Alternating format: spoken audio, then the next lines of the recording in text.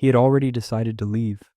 That was the part Cassian Vale would return to later, in the quiet of rooms that smelled wrong and beds that felt too wide. He had already made the decision. Coat retrieved from the attendant, car called, the particular social exit that powerful alphas perfected over years of attending events they did not want to attend and leaving them without explanation or apology. He had said his necessary words to the necessary people. He had shaken the right hands and declined the right invitations and performed the version of himself that the Ardenvale Gala required, which was the version with all the warmth removed. The clean architectural surface of a man whose company controlled the northern distribution network for half the pharmaceutical supply chain on the eastern seaboard, and who therefore could not afford to look like he needed anything from anyone in any room. He was at the top of the marble staircase when he heard it. Not a sound exactly, a scent. It arrived the way certain things arrive, without announcement, cutting through the layered perfume and alpha posturing and champagne warmth of 400 people performing wealth at each other, and it landed in Cassian's nervous system like a key turning in a lock he had not known existed. Amber, wood smoke, something underneath that he could not immediately name, something that made the back of his throat ache with a recognition his brain had not caught up to yet. His feet stopped. He did not decide to stop them. That was the thing he would keep coming back to. The decision had already been made. The car was waiting, the coat was in his hands, and his feet simply declined to continue moving because something in his biology had identified something in that room and had made its own assessment, which was that leaving was no longer the relevant option. He turned. The ballroom spread below him, all candlelight and calculated elegance, and he scanned it with the particular focus of a man accustomed to locating the specific thing in a complicated environment. It took him 11 seconds. He counted them afterward, trying to understand how it had happened that quickly. The man was standing near the east window, slightly apart from the nearest cluster of guests, holding a champagne glass he had not touched. He was slight by the standards of the room, which trended toward the performative and the expensive, wearing a suit that was well made but not current, the kind a person buys when they care about quality over display. His hair was dark, pushed back from a face that was tilted slightly upward, and Cassian understood after a moment that he was not looking at the room. He was listening to it. His head moved in small increments, tracking sounds rather than sights, and his free hand rested against the side of his thigh with the particular careful stillness of someone managing their orientation in a space they could not fully see. Blind, or nearly so. The slight unfocus of his gaze when it swept toward Cassian's direction confirmed it, moving across him without landing. And his scent was the most honest thing in the room. That was what had stopped Cassian's feet. Not the beauty, though the man was beautiful in the specific way of someone who did not know it and had not arranged himself around it.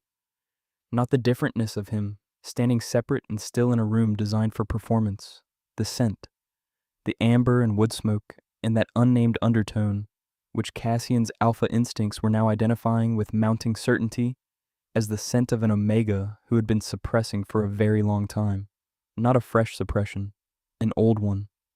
Practiced and thorough, and underneath it, barely detectable, the real thing, rich and complex and wild as a field after rain, the kind of scent that Omega pharmaceutical companies spent billions trying to approximate and never quite reached because it was not about the chemical compounds. It was about the person producing them. Cassian walked down the staircase. He did not know what he was going to say. He had not prepared anything. This was unusual for him because Cassian Vale had not walked into an unscripted situation in approximately 8 years, and he had not been able to stop himself from doing it anyway. He was 12 feet away when the man turned his head, not toward Cassian specifically, but toward the sound of his approach, the shift in air pressure, the change in the room's acoustic geography that a person who navigated by sound would have been tracking without effort. He said, "There's someone coming toward me, isn't there?" It was not quite a question. Cassian stopped. "Yes," he said. "You've been standing at the top of the stairs for about 40 seconds, the man said, looking at something. And then you came down." He tilted his head slightly. "You move like someone who's used to rooms clearing for him." Cassian stood there for a moment. He was 36 years old, and he ran a company that employed 4,000 people, and he could not immediately produce a response. "Is that accurate?" the man said, with the edge of something in his voice that was not quite amusement and not quite challenge, and lived in the productive space between the two. It might be, Cassian said. Do you always locate people by the way they move? I do what I can with what I have, the man said. He had not turned fully toward Cassian yet. He was still angled slightly sideways, head tilted, and his free hand had shifted position against his thigh, which Cassian was learning to read as a form of processing. The glass in his other hand remained untouched. Are you someone I should recognize? Probably, Cassian said. Though I find I'd rather you didn't. Something shifted in the man's expression. Very subtle, a question forming. Why? Because if you recognize the name, Cassian said, the next 15 minutes will be about the name. And I find that I'd prefer them to be about you. A silence. The ballroom moved around them, entirely indifferent. Somewhere to the left, a quartet was producing music that the room was producing over. The man turned to face him fully then. His eyes were dark brown, and they did not focus on Cassian's face, landing instead slightly to the left, which after a moment Cassian adjusted to, understanding that this was where the man's functional vision, such as it was, provided the most information. Not blindness entire, partial, enough to navigate with, not enough to see clearly. I'm Eli, the man said, Elias Morrow. And I'm going to assume you're someone with an agenda because everyone at these things has one. My agenda, Cassian said, was to leave 20 minutes ago. And yet, Cassian agreed. The corner of Elias Morrow's mouth moved. Not quite a smile. The consideration of one. What stopped you? Cassian looked at him. He thought about the honest answer. He thought about the version of the honest answer that was appropriate for a 40-second acquaintance at a charity gala. He said, You're sent. Elias went very still. Not offense, Cassian said quickly.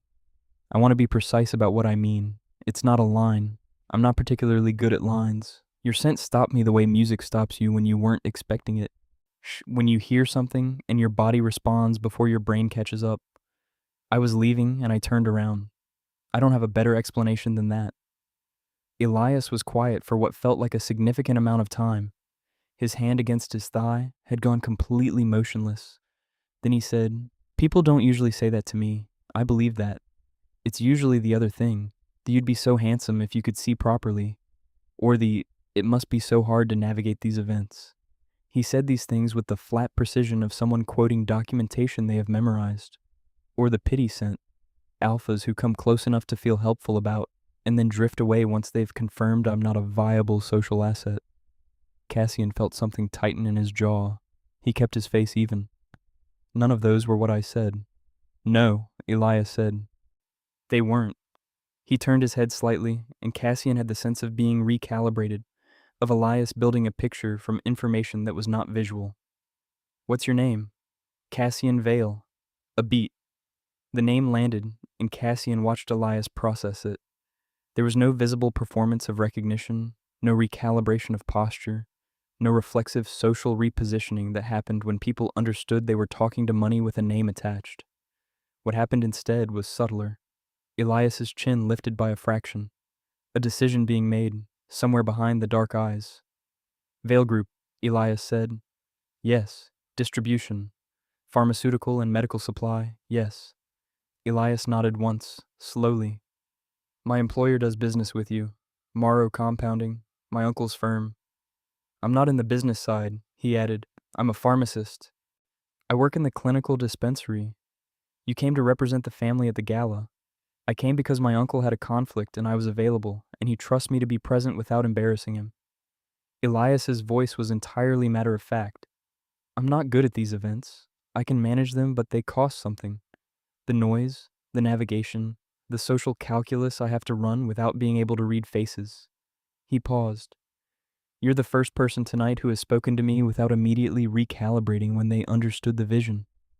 I noticed, Cassian said. You recalibrate well. You noticed that from across the room? I told you. You're sent. Elias turned his head again. His expression had shifted into something that was not yet open, but was no longer entirely closed. You're an alpha who led with olfactory information and then stayed for conversation. That's unusual. I'm told I'm unusual, Cassian said. By people who mean it as a compliment or people who mean it as a warning? Mostly people who mean it as a warning. Cassian paused. Should it be a warning to you? Elias considered this with the seriousness it deserved, which Cassian found he appreciated more than he could immediately articulate. Then he said, I'll let you know. They talked for an hour. Cassian would not be able to account for the full hour afterward, in the sense that he could not identify where the time went, which was something that had not happened to him in a social context in years. Elias asked about the distribution network with the specific technical curiosity of someone who understood the pharmaceutical supply chain from the other side, the dispensary side, the place where the logistics of what Cassian's company moved became the medication in a patient's hand.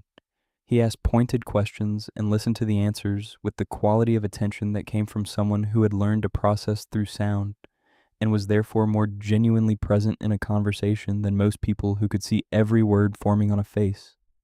Cassian told him things he did not typically tell people at galas. He told him about the supply gap in rural northeastern distribution, the specific infrastructure problem that had been on Cassian's priority list for 2 years, and that his board kept pushing to the next quarter. He told him about the conversation he'd had that morning with a logistics director in Maine about medication cold chain failures in winter transport. He told him about the part of his work that he actually cared about, which he rarely disclosed in professional social settings because caring was something the architectural version of himself kept below the surface. Elias listened to all of it. Then he said, You care about this more than you're usually allowed to show. Cassian looked at him. Yes. Why hide it? Because in the rooms I operate in, caring is a leverage point. If people know what matters to you, they know where to push. Elias was quiet for a moment. That must be exhausting. It is, Cassian said, which is possibly why I told you. You have no leverage over me. Yet, Elias said, very precisely. Cassian felt something that was entirely unfamiliar and entirely involuntary, a warmth moving through his chest at a speed that his carefully maintained internal temperature control had no protocol for. He said, yet. They were interrupted, eventually, by the Gala's benefit auction, requiring Elias's presence at the Morrow compounding table. He stood, and the shift from seated to standing required a moment of orientation, a hand briefly on the back of his chair, a recalibration of position that he managed with practiced quiet. Cassian watched without drawing attention to the watching. Before Elias turned toward his table, he said, You stayed 2 hours. I did. You were leaving. I was. What changed? Elias's voice was not coy, genuine. Cassian said, I told you, you're sent. And then everything else. Elias was quiet for a moment. Then he said, I'll be here for another 40 minutes. If you're still here after the auction, you can find me at the east window. His chin tilted up slightly. I'll know if you've left. The room sounds different with you in it. Cassian was still there after the auction. He found Elias at the east window. They talked for another 30 minutes, and when the event began its closing rituals, the lights shifting, the crowd moving toward the exits, Cassian asked if he could call. Elias gave him his number in the particular unguarded way of someone who had made a decision and was not going to qualify it after the fact. That night, in his car, heading back across the city, Cassian sat with the smell of amber and wood smoke still present in some residual way, real or imagined. Churin thought about the hour and a half he had not been able to account for. He thought about a man navigating a room with precision and grace. He thought about a chin that lifted when a name landed. He thought about the word yet, placed with surgical timing. He called his assistant and canceled the morning briefing. He needed to think. He understood with the particular clarity of someone who does not fool himself about things that actually matter, in significant trouble. If you've made it this far into the story, I hope it's sitting with you the way it's sitting with me. Please take a moment to subscribe if you haven't already. It means more than I can say, and it helps bring more stories like this one to you. Drop a comment and let me know where you're listening from. I love knowing where these words travel. Now, back to our story. The courtship, if that was the right word for it, which Cassian was not certain it was, because the word implied a deliberateness he was not sure he'd had the presence of mind to perform, moved in stages that he would not fully understand until he was much further into the thing and could look back at the architecture of it. He called on a Wednesday, not the day after the gala, which felt too urgent, and not 3 days later, which felt like a performance of not being urgent. Wednesday. He was aware of the calculation even as he made it, and recognized that the calculation was itself a form of investment, the specific investment of a person who has decided something matters and is now behaving accordingly. Elias answered on the second ring. He said, "I wondered when you'd call." "Wednesday seemed right," Cassian said. "Why Wednesday?" "Enough distance to be genuine, not so much to look indifferent." A pause. Then Elias said, "That's either very honest or very calculated." "With me, they're the same thing," Cassian said. "I'd like to take you to dinner." "I don't do well in loud restaurants," Elias said. "Tables I can navigate. Crowds and background noise make the spatial mapping harder. If you want to have dinner where I can actually hear you, it needs to be quiet." "I know a place," Cassian said. He chose a restaurant in the old Morven quarter of the city, a small Japanese place with 8 tables and lighting that was warm without being theatrical, and a noise level that suggested the owner understood that food was something that deserved attention. He called ahead, not in the way of someone exercising access, but in the way of someone asking a specific question. "Is the table near the east wall available? The one with the corner positioning? The one where someone could orient themselves to the room's geometry without having to process it continuously?" The owner, who had known Cassian for a decade, said yes and asked no further questions. Elias arrived by taxi, which Cassian had offered to replace with a car and which Elias had declined without apology. He navigated from the taxi to the restaurant entrance with a thin white cane that he used with the efficiency of someone for whom it was entirely unremarkable. Cassian, who had positioned himself near the entrance, said his name quietly from a specific distance so as not to startle him from the wrong direction. Elias oriented toward the sound. "You're earlier than I expected." "I'm always early," Cassian said. "Control thing, preparation thing. I find the distinction matters." Elias tilted his head. "Does it?" "To me." Cassian held the door. "Shall we?" The dinner lasted 3 hours. Cassian had not planned for 3 hours. He had planned for something more conservative. An appropriate and measured first dinner, the kind that established interest without overcommitting to its depth. What happened instead was that Elias began talking about his work, the actual clinical work, the pharmacology, and the patient cases he navigated in the dispensary, the specific kind of problem solving that came from understanding both the chemistry and the human being who needed it. And Cassian asked a question, and the question produced an answer that produced another question. And somewhere in the second hour, he looked down and discovered that his food had been half-eaten, and he could not account for the time. "You do that," Elias said at a natural pause. "Do what?" "Go quiet when you're listening. Most people, when they go quiet, they're waiting to speak. You go quiet and it feels like you're actually taking something in. Is that unusual?" "In my experience, yes." Elias turned his wineglass slowly, a gesture Cassian was beginning to identify as his version of a pause. Most people who come to these dinners want to be interesting. You seem to be more interested in finding out if I'm interesting. Are you? Elias smiled. It was the first full smile Cassian had seen from him, unguarded and brief, there and then replaced by the more careful expression he typically wore. "I think I might be," he said, "except I'm not often given the opportunity to find out." "Why not?" "Because most people decide what I am before I've said very much." Blind Omega pharmacist. The picture assembles quickly, and then the conversation is happening to the picture, rather than to me. Cassian looked at him across the table. "I find I'm having significant difficulty seeing the picture. All I can see is you." Elias was quiet for a long moment. His hand had gone still against the table. Then he said, "You should know that I don't trust quickly." "I know," Cassian said. "You don't know. We've had dinner once." "I know from how you speak." Cassian kept his voice even. "You choose every sentence. Not because you're calculating in a manipulative sense, but because you've learned that what you say matters more than most people's words, because you can't supplement it with a look or a gesture that people will read. You've become precise because precision is the tool you have. And people who work that hard to be precise have usually learned the lesson because imprecision cost them something." Elias said nothing for a moment. The restaurant was quiet around them. A couple at a far table spoke in low voices. The chef's sounds from the kitchen had the rhythm of someone working rather than performing. My last relationship ended because the alpha decided, Elias said finally, that my blindness was an inconvenience to his social life. He said it flatly, reporting rather than processing. Not publicly, not in one conversation. Gradually, the events I couldn't navigate elegantly enough. The way he had to factor my orientation into rooms. The way I couldn't see across a gala and identify who he was talking to.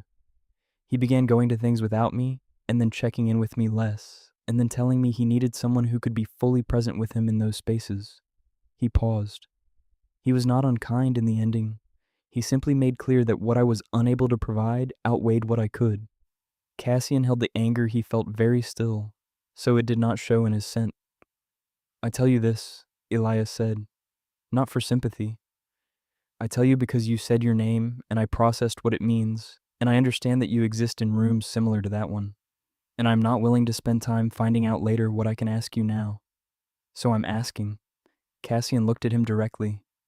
What are you asking? Whether my limitations are something you've already factored into a calculation that I'm not aware of. Cassian thought about the marble staircase, about his feet stopping, about the 40 seconds he stood at the top of the stairs doing nothing at all. He said, you navigated to this restaurant, found your chair, oriented to the room, and have spent 3 hours being the most interesting person I've sat across from in 5 years. You've asked me questions no one at a social dinner asks me, and listened to my answers in a way that I can actually feel. He paused. I have not been factoring your limitations. I have been increasingly aware of your specific and considerable qualities. Those are different exercises. Elias turned his wineglass again. His expression had shifted into something that was not yet open, but was making genuine consideration of the possibility. You speak, he said slowly, like someone who means what he says. I try to. Most alphas in your position speak like they're testing the sound of something before committing to it. I find that exhausting, Cassian said. I prefer to say the true thing and manage the consequences. Elias nodded slowly. And the true thing right now?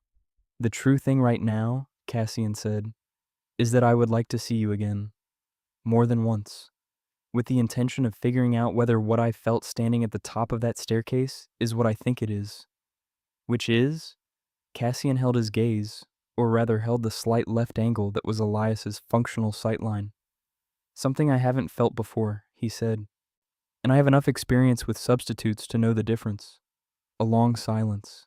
The restaurant, quiet and warm around them, seemed to hold its breath with Cassian, though he would not have admitted this to anyone. Then Elias said, Friday, there's a talk at the Dunmore Institute on pharmaceutical cold chain failures and remote distribution. 40 minutes, public event, good acoustics. If you want to come, I'll be there. Cold chain failures, Cassian said. That was the exact thing I mentioned at the gala. I know, Elias said. He picked up his wineglass. I thought you might find it relevant. Cassian was at the Dunmore Institute on Friday. He sat 3 rows behind Elias, who he identified by the tilt of his head and the precise way he tracked the speaker's voice across the room, and he listened to a presentation about the infrastructure failures in rural northeastern distribution that was almost word for word the problem he had described to his board last quarter, and he spent 40 minutes in the particular state of someone who has been given, without fanfare or announcement, a gift they did not know they needed. Afterward, in the lobby, he found Elias by sound before Elias found him by scent. He said, that was the exact problem. I know, Elias said. I looked it up after the gala. The gap in your northeastern coverage corresponds to the cold chain failure points in 3 of the communities our dispensary serves. He said it matter-of-factly. I thought you should know the human dimension of the infrastructure problem. Cassian stood in the lobby of the Dunmore Institute and understood that he was experiencing something that had no adequate professional vocabulary. The man in front of him had done research, quiet and specific and unrequested, in order to show Cassian the human side of a problem he cared about. Not to impress him, not as a tactic, simply because he had listened and had thought and had followed the thread of what Cassian cared about to its practical end. He said, have dinner with me again. Elias said, yes. The months that followed built in the way that real things build, not with dramatic events, but with accumulation. The knowledge of someone growing under your hands, specific and irreplaceable. Cassian learned the particular geography of Elias, the way he moved through space, the sounds he made when he was thinking versus the sounds he made when he was simply present, the scent of him on a good day and the scent of him on a difficult one, the cedar and amber and the undertone that was his real self, the one he had been suppressing since Cassian had no idea when. He did not ask about the suppressants, not yet. He understood that it was a choice Elias made, had been making for a long time, and that choices like that were not made without reason and could not be discussed without trust. He built the trust instead, in the way he had learned from watching Elias, carefully and specifically, one true thing at a time. By November they had established a rhythm. Elias's apartment, quiet and organized with the particular logic of someone who had mapped every surface and did not move things without purpose, but twice a week. Cassian's house, which was large and had initially required Elias a full evening to properly orient to, once a week. Phone calls on the nights between, long ones, the kind where neither of them had decided on an end time. Cassian told Elias about his father in November, the specific thing he had never told in professional contexts. The fact that his father had built Vale Group from a single warehouse and had considered the company more important than the people it affected, had treated the distribution network as a strategic asset rather than a system that moved medicine to sick people, and that Cassian had spent 15 years trying to rebuild the company around the opposite understanding without ever being entirely certain he was succeeding. He said this on the phone at 11:30 on a Tuesday night, so speaking into the dark of his own bedroom with the particular ease of someone who has found a person they can tell the real things to. Elias was quiet for a moment. Then he said, "That's why the cold chain problem matters to you." "Yes, because it's the place where the theory of what you're trying to build meets the actual person who needs their medication." "Yes. You've been carrying that," Elias said, "for a while." "Since I took the company," Cassian said. 15 years? You should tell your board. They know. They know the problem. Do they know why it matters to you? Do they know it's not strategic, that it's moral?" Cassian was quiet. "People follow moral weight differently than they follow strategy," Elias said. "Strategy they optimize around. Moral weight they carry. If you want the company to actually become what you're trying to build, they need to know what they're carrying." Cassian lay in the dark for a long moment. Then he said, "You should be on my board. I'm a pharmacist. You're someone who understands what medicine is for. That's what I need." Elias made a quiet sound that might have been a laugh. "Go to sleep, Cassian. I'm serious. I know you are." Elias's voice was warm in a way it was not always warm. The specific warmth of someone who is moved by something and is not entirely successful at hiding it. "Good night." "Good night," Cassian said. He lay awake for another hour, which he spent not thinking about work. December came with its cold and its social calendar and its particular pressure on Cassian's professional life. Off the end-of-year negotiations and the board presentations and the partnership meetings that arrived in clusters because everyone wanted to close before the new year. He managed them with the efficiency he had spent 15 years building, and he went to Elias's apartment on Wednesday evenings and Cassian's house on Sundays and called on the nights between, and the professional pressure was simply a different zone of his life, not a threat to the other one. What was a threat, as it turned out, was Dorian Ashwell. Cassian had known Dorian since business school.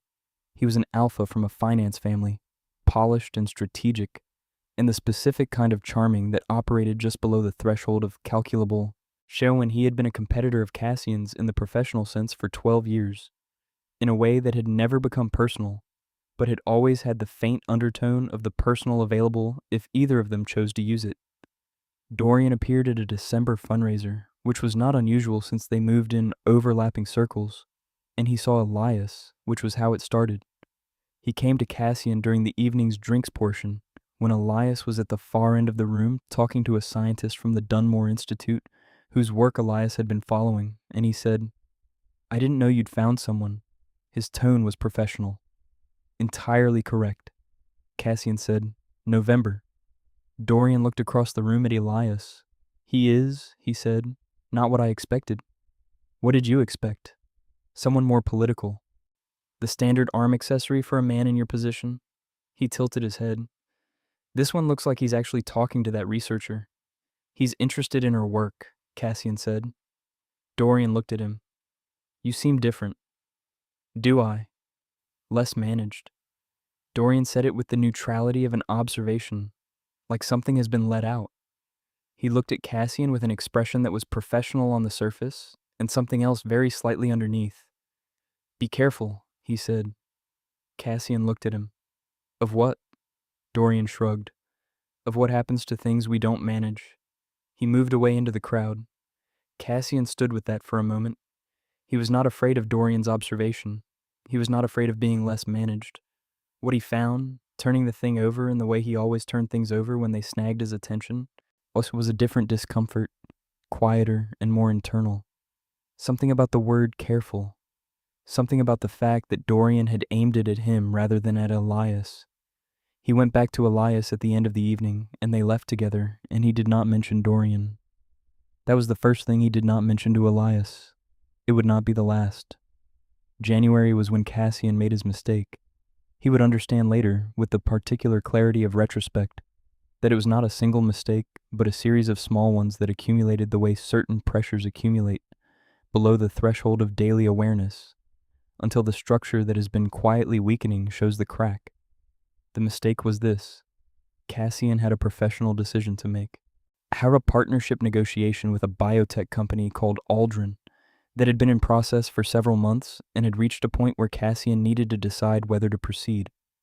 The Aldrin partnership had strategic value and also had a complication.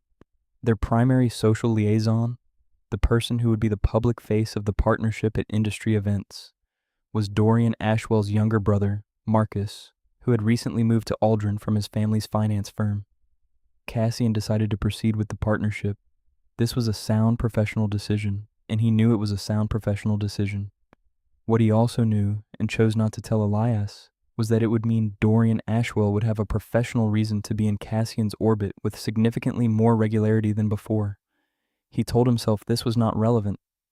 He told himself it was a professional matter. He told himself that raising it with Elias would seem like asking for permission, which was not a dynamic he wanted to introduce. He told himself a great many things over the course of January that were in their own way true and in their aggregate way a form of concealment. Elias figured it out in February, not from anything Cassian said, but from the way Cassian was not saying things, the particular quality of a silence that has something behind it, which was exactly the kind of thing that a person who navigated primarily by sound would be positioned to detect.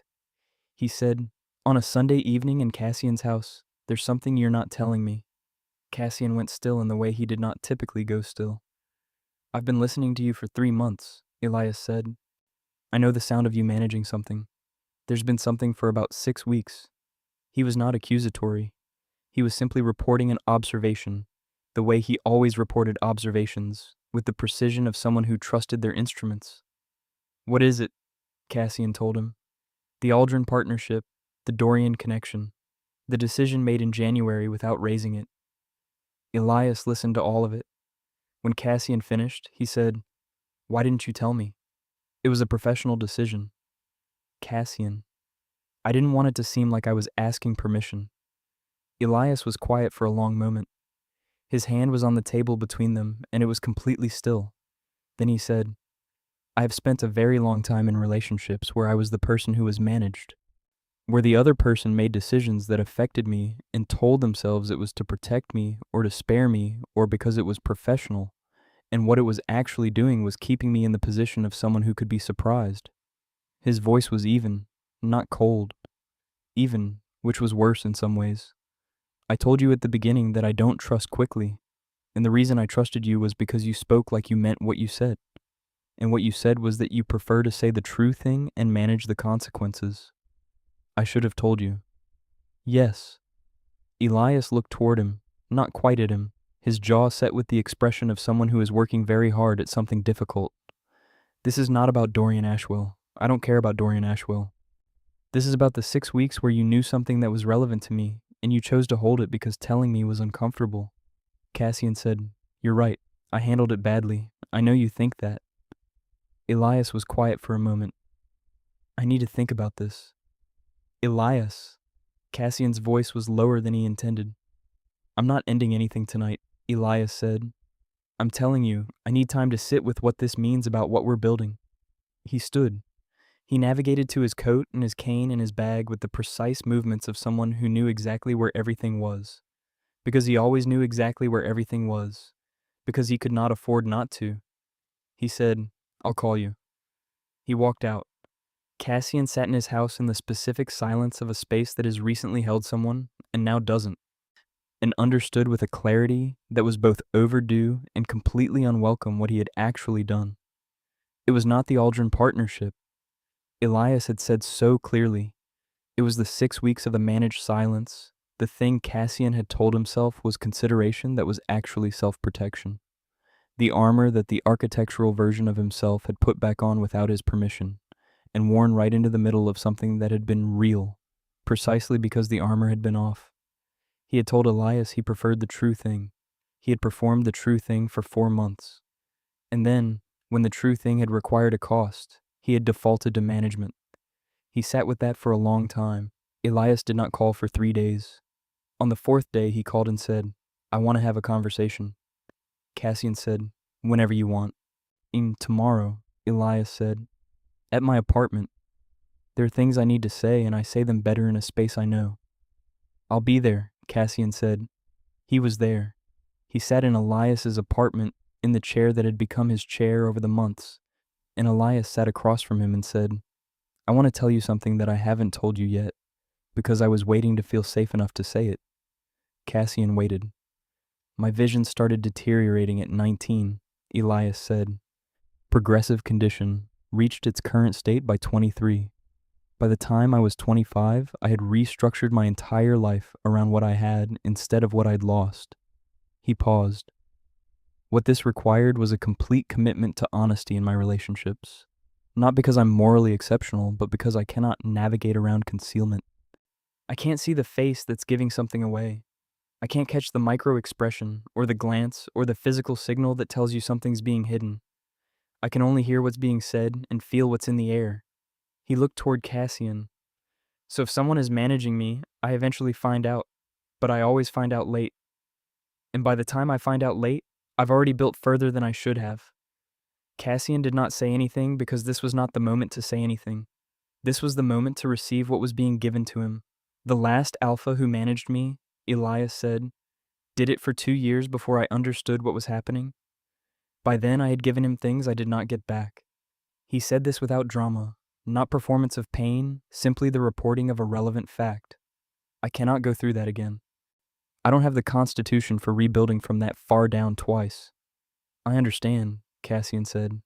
"I don't think you fully do yet, but I think you're capable of understanding, which is why I'm still sitting in this room." Elias's voice was careful, but not cold. "What you did in January was not what he did. I know that. It was smaller, and it was a different kind of error, but it was the beginning of the pattern that he started with, which is why I needed you to hear all of this, not as a threat, as information. This is what honesty cost me to give you, and this is what I needed to mean if you're going to receive it."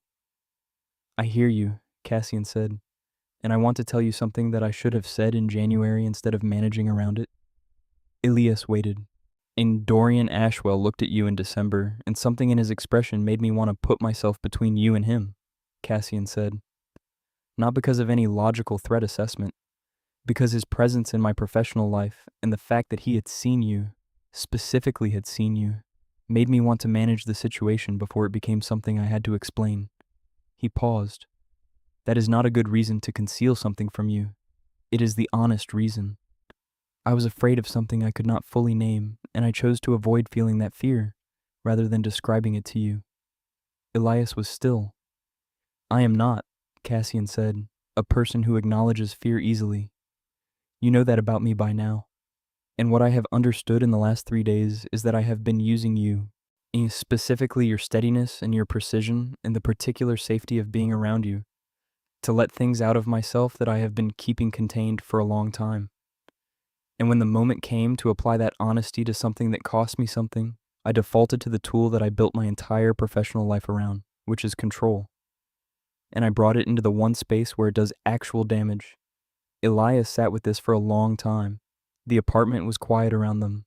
Then he said, You're afraid of what you feel. Yes, Cassian said. How much? Enough that it scared me when Dorian Ashwell looked at you, and I realized that what I wanted was to make sure no one and nothing could take this away. And wanting something that badly, being that afraid of losing it, is not something I have experience with. Elias turned his wineglass slowly. He was not drinking from it. He was thinking with it. The gesture Cassian had learned to read as the sign of Elias moving through something carefully. I'm going to tell you what I decided during the 3 days, Elias said. Cassian waited. I decided that this, meaning you and me, is worth one honest conversation about the wrong thing you did. He looked toward Cassian. One.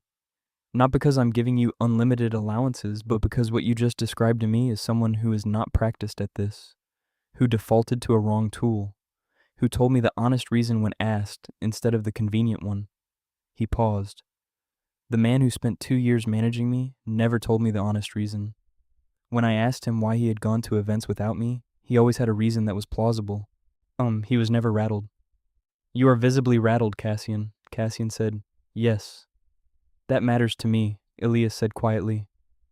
The rattledness. It means this is real enough to scare you. It means I'm not a managed situation. He paused. Don't do it again. I won't, Cassian said. And when something frightens you about this, you tell me. Not because I need to manage your emotions, but because I cannot navigate around concealment, and I need the information to be real. I understand. Elias nodded once. Then he said, Do you want tea? Cassian looked at him. Yes, he said. Elias went to the kitchen. The sounds of the kettle, the familiar geography of someone moving through a space they knew entirely. Cassian sat in his chair and let the tight thing in his chest slowly release, and thought about what it meant to be in a room with someone who had told you the cost of what they were offering and trusted you with the information. He thought about the suppressants, the amber and wood smoke, and the real thing underneath, wild and rich, that Elias had been managing for years, that he was still managing, that Cassian had been careful not to push toward, because pushing was not how trust was built. He thought that he was beginning to understand, for the first time, what it actually meant to be present with someone. Not the performance of presence, the actual thing, the thing that required you to bring the scared parts too, not just the capable ones. Elias came back with the tea and set it in front of Cassian with the small domestic accuracy of someone who knew exactly where things went. They did not talk about it again that evening. They sat in the quiet of Elias's apartment with their tea, and later with food Elias made in the kitchen with efficient, unhurried movements, and later still in the particular silence of two people who have said something important and have come out the other side of it, and are now simply present together in the relief of that. When Cassian left, late, he paused at the door. He said, I meant what I said about the board. Elias tilted his head. The cold chain failures, the human dimension. I'm bringing it to the board in March, and I want you to come. I'm a pharmacist, Elias said again. You're the person who showed me the other side of my own infrastructure problem. Cassian looked at him. Come to the meeting, not as an employee, as the person who understands what this is actually about. Elias was quiet for a moment. Then he said, I'll think about it. Cassian walked out into the February night, and the cold was sharp and clarifying. And somewhere in the city, Elias was standing in his quiet apartment with his organized surfaces and his amber and wood smoke, and the real thing underneath it that Cassian had been patient about and intended to keep being patient about until the trust was full enough to hold it. He was not leaving. That was the thing he understood. Standing in the February cold outside the building of the man he had stopped on a marble staircase for. He was not the alpha who left when things became difficult. He was going to be the one who stayed and said the true thing even when the true thing was the scared thing. Warren kept building until what they were building was strong enough to hold both of them. He started walking. The city was cold and loud and indifferent and entirely irrelevant. He had somewhere to be. March came in cold and stayed cold, the way March sometimes did in cities that had not yet fully conceded to spring. Cassian presented to his board on the 14th, a Tuesday, in the large conference room on the 31st floor of the Vale Group Tower, with its view of the city arranged below like a demonstration of scale. He had presented in this room many times. He knew the room's particular acoustics, the way his voice carried to the end of the table, the arrangement of his board members and their individual reading of silence. What he had not done before was bring someone. Elias sat to Cassian's left, and not at the presenting end, but as a participant, which was an unusual configuration, and which the board had received, when Cassian had described it in the preparatory call, with the polite professional neutrality of people who had learned not to question his choices before the evidence was in. He had introduced Elias simply. Elias Morrow, clinical pharmacist, Morrow Compounding. He had not elaborated. He did not need to. Elias spoke for 12 minutes about 3 communities in rural Maine and New Hampshire that Morrow Compounding served. He described the cold chain failures in concrete terms, the specific medications lost in transit, the patients who had consequently missed doses, the downstream consequences that were invisible in Cassian's infrastructure reports because they occurred on the human side of the supply chain, in bodies and in bedrooms and in the waiting rooms of clinics that were already under-resourced.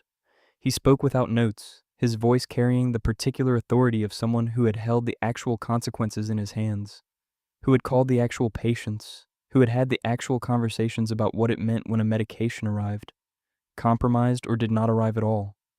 When he finished, there was a silence in the conference room that Cassian had not heard in 15 years of board meetings. Not the silence of disagreement or the silence of skepticism. The silence of people who have been told something true in a way that made it impossible to put down.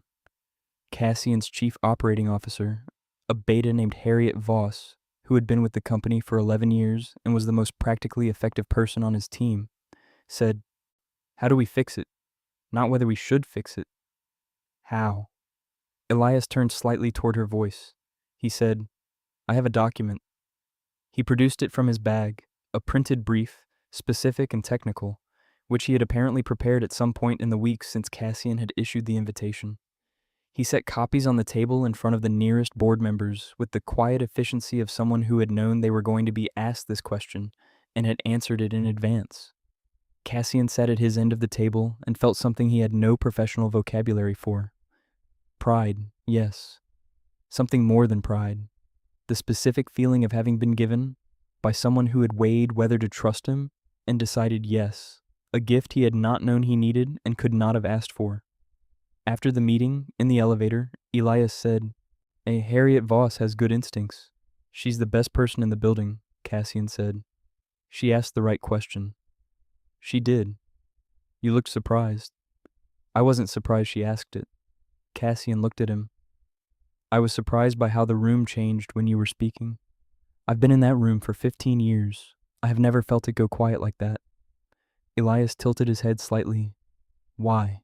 "Because you told them something true, not a projection or a strategy or a reframed risk assessment. You told them what it actually looked like on the ground." He paused. "I've been trying to tell them that for years. I didn't know how to do it the way you just did." Elias was quiet for a moment. Then he said, "You told me what you cared about. I just found the language." The elevator doors opened. They walked out into the lobby in the cold March light, and Cassian reached over and took Elias's hand, not dramatically, just directly, the way he had been learning to do things, without architecture. Elias's hand was warm. He did not pull it away. He adjusted his grip, and they walked out into the city together.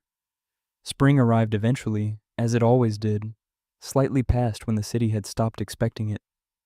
The trees on Elias's street came out in slow and specific stages, and Cassian noticed them because he had started noticing the geography of Elias's street in the way you notice the geography of places that have become yours. The cafe on the corner where Elias ordered by memory and the counter staff knew his name. The bookshop 3 doors down with the accessible entry that Elias had identified the first month he moved to the neighborhood. The bench outside the building where he sometimes sat in the early evening with his phone pressed to his ear, calling the clinic to follow up on patients because he did not stop working when he went home. Cassian had started arriving 20 minutes early on evenings he came to Elias's apartment, sitting in his car and reading. Not because he needed the time, but because arriving 20 minutes early had turned out to be the best way to arrive at something you cared about. You got to see it before it was arranged for you. In April, Dorian Ashwell appeared again. Not in person, in the form of a phone call to Cassian, direct and professional, regarding the Aldrin partnership which had entered a complication. Marcus Ashwell had apparently overcommitted on a supply projection in a way that created a problem for Cassian's Eastern Corridor timeline. And Dorian was calling because he wanted to discuss whether it was addressable or whether the partnership needed to be restructured. The call was legitimate. The problem was real. Cassian handled it with the directness he typically brought to complications, and he told Dorian that he would have Harriet follow up with Marcus to assess the scope. Then, because he had said he would, he called Elias that evening and told him about it.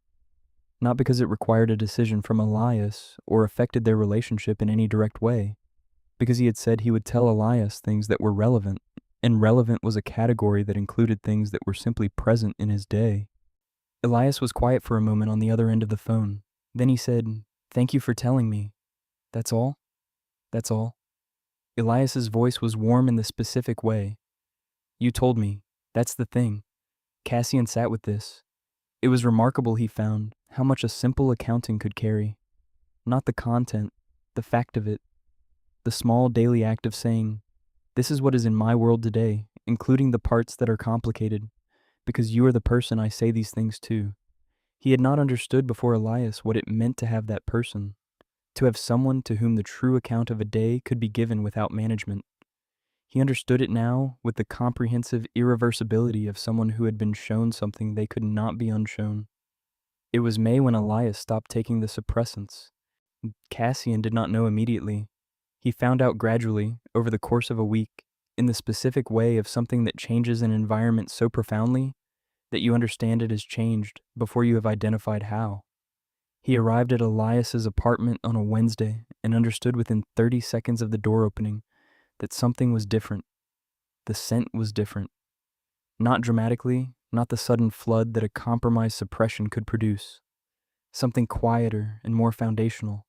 The cedar and amber that he had always known, but fuller now, the way a piece of music sounds when you have been hearing it through a wall, and then the wall is removed. The wild note underneath, rich and complex, no longer held at its lowest possible frequency, but present, aloud, real. He did not say anything. He came inside. He sat in his chair. He accepted the tea Elias made, and they talked about Elias's day and his own, and the cold chain project that was now 3 months into implementation, and showing early results that Harriet described in her communications with barely concealed excitement. Toward the end of the evening, Elias said, "I made a decision." Cassian waited. "I've been on suppressants since I was 22. Not for medical reasons." Elias's voice was even and careful, the voice he used for true things. Because the alternative felt too exposing. Because presenting fully as an omega in the environments I was navigating felt like giving information to people I didn't trust to have it. He paused. "I stopped 3 weeks ago," Cassian said. "I know. You know, I noticed when I came in." A silence. Then Elias said, "And you didn't say anything." "I was waiting for you to tell me." The silence was longer this time. Elias's hand was on the table, still. He said, "You noticed and you waited." "Yes. You didn't push. It was yours to say when you were ready." Elias turned his face toward Cassian with the expression that Cassian had learned over months was the one Elias wore when he was moved by something and was deciding how much of that to let show. He said, "I stopped because I realized I trusted you with it." With the actual version, not the managed one. Cassian felt the warmth move through his chest in the way it always did with Elias, sudden and total and immune to any management he had ever tried to apply to it. He said, "Can I ask you something?" Elias said, "Yes. Why 22? A pause. Elias said, "There was someone, an alpha. He was the first person I told about the vision deterioration after the diagnosis. He was kind about it in the moment. He said it didn't change anything. 3 weeks later, he told his friends at a party that he had an omega with a disability, and the phrase he used was quite the project. Said the way people say things they think are funny when they don't know who's listening." Elias said this entirely flatly. "I was at the party. I was in the next room, and I heard it because I always hear things in the next room." He paused. "I started suppressing the following month. I told myself it was practical. I think the truth is that it felt like if I gave less, I could lose less." Cassian said, "I am sorry that happened to you. It was a long time ago. It still happened." Elias nodded slowly. "Yes." He looked toward Cassian with the careful dark eyes. You are not him. I know. I want to say it out loud. You are not him, and you are not the one from the Gala who tallied what I couldn't provide. You are, Elias said with the precision he brought to things that cost something to say, the person I trust enough to give the real version to. And I want you to know that. Cassian crossed the distance between his chair and Elias's in the specific, unhurried way of someone who is moving toward something they intend to stay at, and reached out and put his hand over Elias's hand on the table. Elias turned his hand over and held his. They stayed like that for a while. The apartment was quiet and warm and smelled of cedar and amber, and the wild note underneath that was the real thing, aloud now, present in the room like a sound that had always been there and had finally been permitted to be heard. Should summer built around them in the way of good summers, slow and warm, full of small particular things that accumulated. Cassian's northeastern cold chain project moved into full implementation by July, a supply corridor redesigned and tested, and beginning its first full operational season, and Harriet sent him a report in early August that contained, in its data tables, evidence that the medication loss rate in the 3 communities Elias had named in March had dropped by 63%. Cassian sent the report to Elias without comment. Elias replied 2 hours later. He said, 63. Yes, those are people, Elias said. That number is people who received their medication this summer, who didn't last summer. I know, you did this, we did this. Cassian sent the correction and then added, you showed me the other side of the problem. I just built toward it. A pause. Then Elias said, come over tonight. He was there by 7. They ate dinner in the kitchen and then moved to the sofa where the summer evening came in through the open window, the sounds of the street below, and Elias sat with his shoulder against Cassian's arm in the easy, particular way of people who have learned the geography of each other, well enough to share a couch without ceremony. Cassian said, I want to ask you something. Elias tilted his head. I want to talk about what this is. He paused. Not in terms of defining it for other people, in terms of what we both understand it to be and whether we're understanding it the same way. Elias was quiet for a moment. Then he said, say what you mean. I mean, Cassian said, that I have been in this apartment and in my house and on the phone in the dark and in that conference room and in every configuration of proximity to you for 9 months. And in all of that time, I have never once reached the end of wanting to know more about you. He looked at the side of Elias's face, the particular angle of his jaw, the way his head tilted slightly toward Cassian's voice. I have never done the arithmetic on what you cost me and found the number too high. I have never been in a room with you and looked toward the door. He paused. I know what that means. I have enough experience with things that were not this to understand what this is by contrast. Elias said, what does it mean? It means, Cassian said, that I want to bond with you, not as a calculation or a strategy. Because you are the specific person in the world who stopped my feet on a staircase and then spent 9 months proving that my feet were right. The street sounds came in through the window, a car, distant voices, the ordinary machinery of a city evening. Elias's hand moved to find Cassian's on the sofa cushion between them. He did not look at him, his gaze directed ahead, but his hand closed over Cassian's with the quiet certainty of someone who has decided something. He said, I want to tell you what I've been thinking about. Tell me. I've been thinking about the Gala, about the moment you stopped at the top of those stairs. I didn't know you were there. I was standing at the east window doing the thing I do, listening to the room, mapping the geography, managing the navigation. And then the scent changed. Your scent reached me across the room before you were even moving toward me, and I felt something I have not felt since before I was 22. He paused. My omega instincts, which I have been suppressing along with everything else, recognized something. I didn't understand what it was recognizing. I just knew that the room had changed. Cassian did not speak. I had been alone for 3 years before the Gala, Elias said, not by force, by choice, because the cost of the alternative felt too high, and I had built a good enough life without it. I had my work and my apartment and my routines, and I had told myself that was whole. He paused. And then you came down the stairs. He looked toward Cassian. I have spent 9 months being afraid to say this because saying it means I have given you something I cannot get back, and the last people I gave things to did not take care of them. but you have taken care of everything I have given you so far, even the things that were difficult, especially those." He squeezed Cassian's hand. "So I'm going to say it. I am in love with you. I have been since February, probably before, but February is when I stopped being able to call it something else.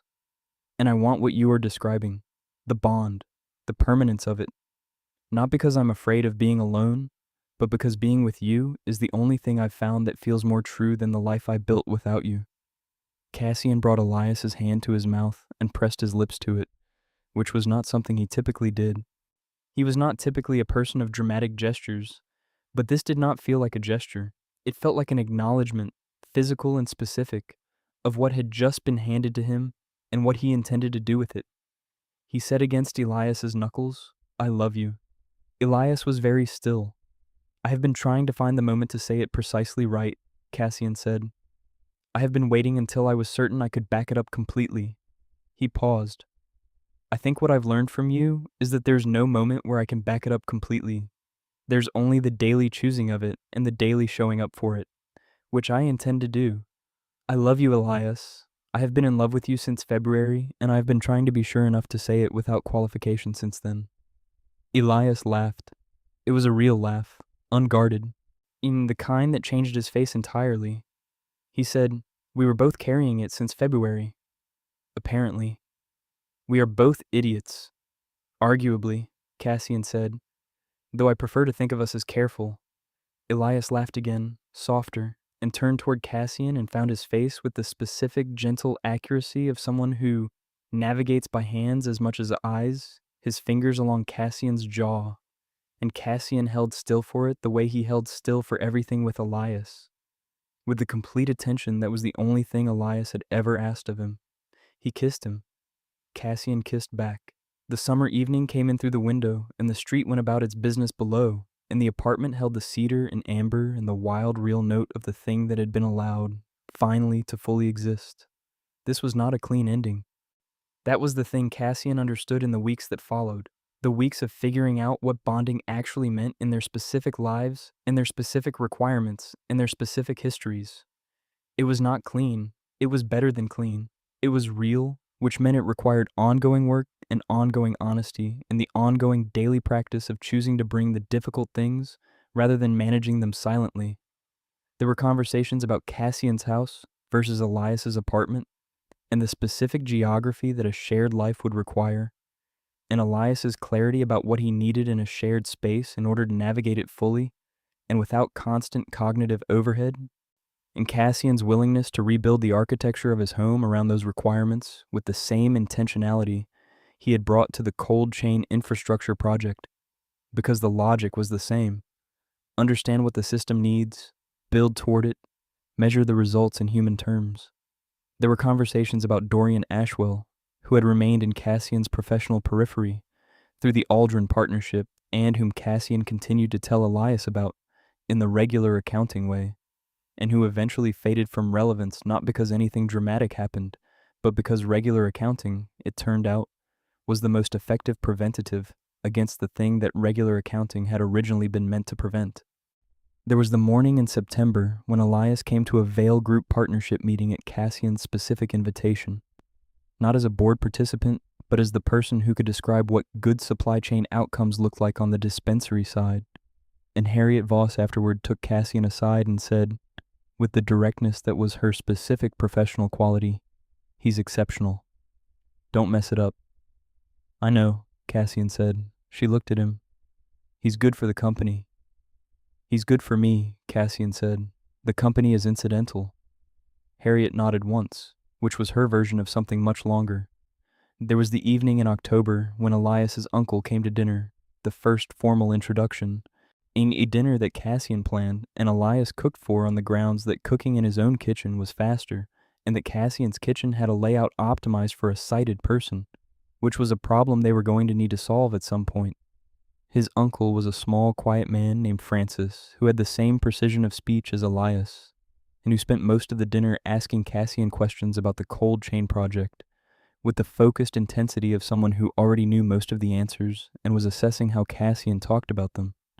At the end of the evening, when Cassian was in the kitchen and Francis was saying goodbye to Elias in the hallway, Cassian heard the old man say quietly, "He speaks about the work the way you do, like it matters what it's for, not just how it functions." And Elias said, equally quietly, "I know." That's how I knew. Cassian stood in the kitchen and held what he had just heard and did not say anything about it, because some things were not said to the person they were about. They were simply received in private and carried forward. The bonding ceremony was small. That was how they both wanted it, which was one of the first things they had agreed on completely without negotiation. The understanding that what mattered was the thing itself and not the performance of the thing. Harriet came. Francis came. Marcus from Cassian's team, who had been one of the first people at Vale Group to understand what Elias's presence meant to the company and to Cassian, which was not the same thing and was also the same thing. Elias's colleague from the dispensary, a woman named Doctor, and Chen, who had been Elias's friend for 6 years and who sat through the ceremony with the expression of someone watching something they had been hoping for come true. Afterward, at the small dinner in Elias's apartment, which had by then become their apartment in the practical sense of a life fully shared, Francis stood and said something short and specific, which was his style. He said, "My nephew has spent a long time building a life that was good enough to substitute for the one he wanted." He looked at Cassian. "Thank you for being the thing that was better than the substitute," Cassian said. "He is better than anything I planned for. The substitutes are on my side." Francis sat down, satisfied. Elias, beside Cassian, tilted his head slightly, which was the gesture of processing, of taking something in. His hand found Cassian's under the table and held it with the quiet certainty he brought to everything he decided to hold. There was a night in November, late in the month, when the cold had finally committed and the city was in its winter mode, and Cassian was awake at 2 a.m. in the particular alertness that sometimes arrived uninvited. He was lying on his side in the dark, and Elias was asleep beside him, his breathing even and quiet, and the room smelled of cedar and amber and the wild note that was the real thing and that Cassian had been breathing for months without its ever becoming ordinary. He thought about the marble staircase, about the 40 seconds he had stood at the top and looked at a man near an east window who was mapping a room by sound. He thought about his feet stopping. He thought about the strange, particular grace of a moment where your body knows something your brain has not yet articulated and acts on the knowledge before the articulation arrives. He had been planning to leave. He had been planning to leave, and something in a room full of 400 performing people had stopped him, had rooted his feet at the top of a staircase through no decision he had made, and had sent him down toward a man who navigated by sound and chose his words like instruments and had, over the course of a year, taken apart every managed surface Cassian had been building for 15 years and shown him what was underneath. Not dramatically, not in one gesture, in the daily accounting. The true thing said even when the true thing was the scared thing. The 63%. The hand found under a table. The amber and wood smoke and the wild real note aloud. He was not the man who had been planning to leave. He was not the architectural surface. He was something more than both of those things, something that had been waiting under the management for a specific person to make it possible to be. Elias was not asleep after all. He said quietly into the dark, "You're thinking loudly." "Sorry," Cassian said. "What is it?" "I was thinking about the staircase." A pause. Elias shifted slightly. His hand moved in the dark and found Cassian's arm. "What about it? About what it cost to stop, to turn around?" "Did it cost something?" Cassian thought about this honestly. "No," he said. "That's what I was thinking about. It felt like a cost at the time. The whole thing. The being stopped. The turning around. The not leaving. But I was looking at it backward. It was the opposite of a cost. What was it?" "It was everything coming right," Cassian said. "The whole thing. From the staircase to now, it's all been everything coming right." Elias was quiet for a moment. Then his thumb moved along Cassian's arm in the slow, deliberate way of someone expressing something they have decided to express through their hands instead of their words. He said, "Go to sleep." "I'm not tired." "Yes, you are." Cassian considered this. He was, actually. The particular kind of tired that came not from depletion but from fullness, from a day that had been, in its ordinary way, entirely what it should be. "You know," he said, that this is unusual for me. Sleeping easily? I know. How long before you figured it out? About the sleeping? Yes. Elias was quiet for a moment. The second week, he said, you started sleeping differently when I was here. The quality of your breathing changed. I didn't say anything because you would have managed around it once you knew I'd noticed. Cassian absorbed this. You've been tracking my breathing for 11 months. I track everything, Elias said. You know that. I do. Go to sleep, Cassian. He went to sleep. Outside, the city continued its permanent operation, indifferent and enormous, and the winter settled in for its season. And in the apartment on Elias's street, the cedar and amber and the real thing underneath filled the dark room with the particular quality of a place that is fully occupied, that has been given its actual life at last. This was the thing, not the staircase, not the gala, not the first dinner or the February conversation, or the board meeting or the 63%. This, two people in the dark of a winter night in an apartment that smelled like both of them, one asleep and one falling toward sleep, both of them in possession of the specific knowledge that nothing important had been managed away, that what was present in the room was the actual version, real in the way that required daily work and produced daily warmth and would continue to require and produce both for as long as they chose it, which was, Cassian understood in the last moment before sleep arrived, going to be the rest of his life. His feet had known, on the staircase, before he did. Everything since had been catching up. Thank you for listening. If this story stayed with you, if any part of it landed somewhere real, please subscribe and leave me a comment letting me know where you are in the world. I read everyone, and I love knowing where these stories find people. Until next time.